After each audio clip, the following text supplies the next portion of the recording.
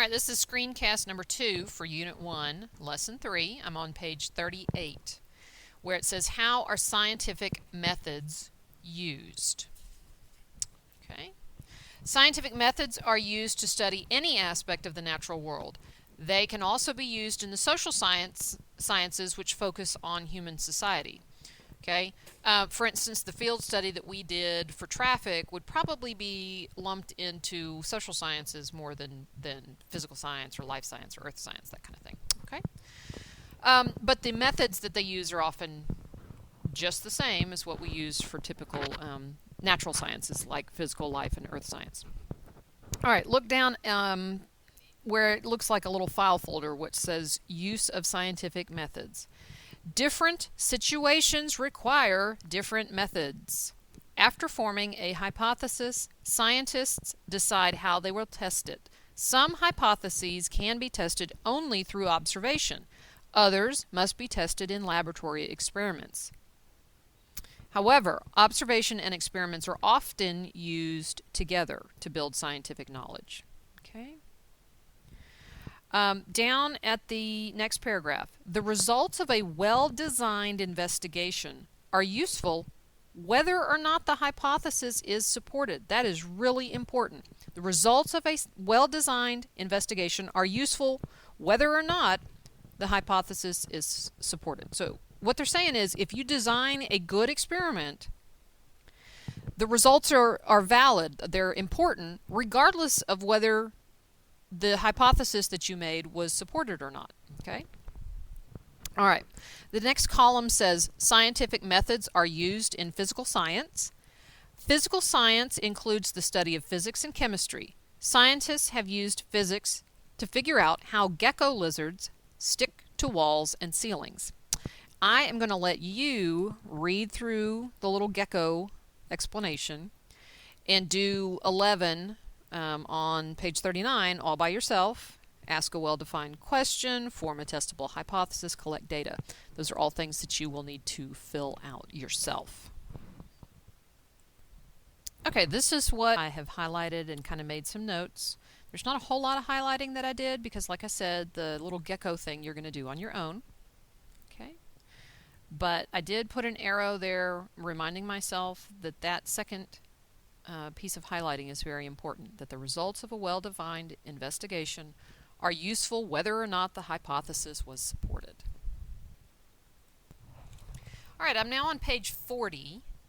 The big title says Under Control, and the blue subtitle says, what are the key components of a controlled investigation?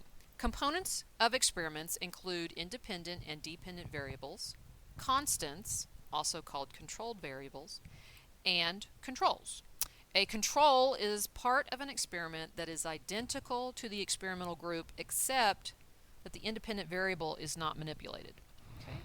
Scientists compare the results of the investigation with the control. The control should not show any changes in dependent variables. A control experiment should have just one independent variable, and other variables should remain unchanged. All right, so down at the bottom of page 40, we have an experiment that is similar to what we did with our car height versus speed, but it's not exactly the same. Okay? It says a class is using this setup to test the hypothesis that lowering the starting position of the car on the ramp results in decreased speed of the toy car. Students time how long it takes for the car to reach a certain point beyond the ramp after it is released. In the space below, make a sketch that shows how you would manipulate or change the independent variable to test the hypothesis. Well, I didn't sketch it, but I'll let you know kind of what I put down there in a minute. Okay. All right, now I'm on page 41. Why should investigations be carried out more than once?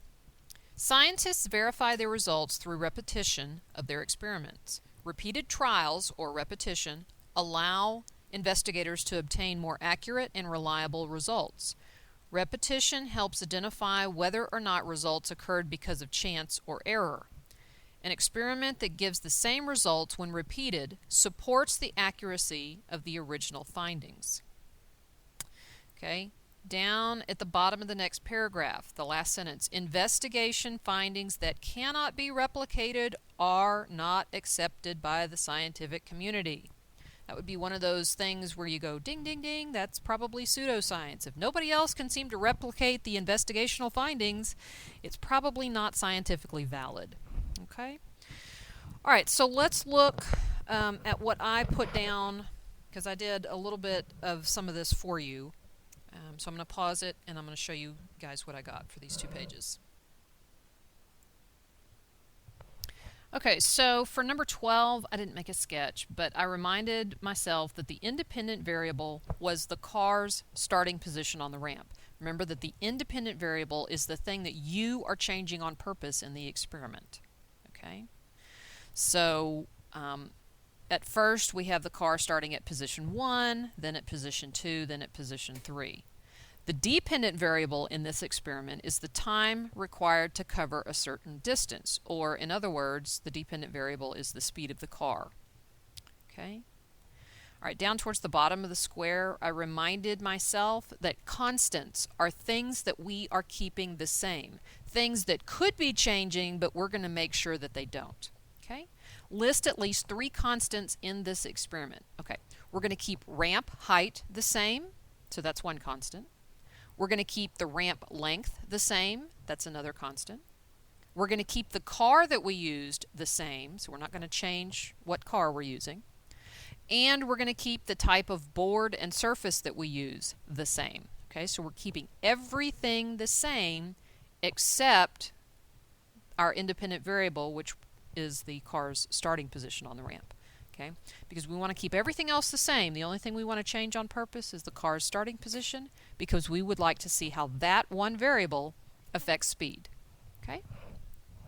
All right, on page 41, if you look, there is a table for starting position, and then it has the speed from trial 1, trial 2, trial 3, and then the average speed, otherwise known as the mean. Okay? It says, look at the data in the table collected from the toy car experiment. What conclusion can you draw from the data? Are your conclusions supported by the data? Explain why. Okay. Conclusion, something like, the higher up the ramp the car starts, the greater the speed.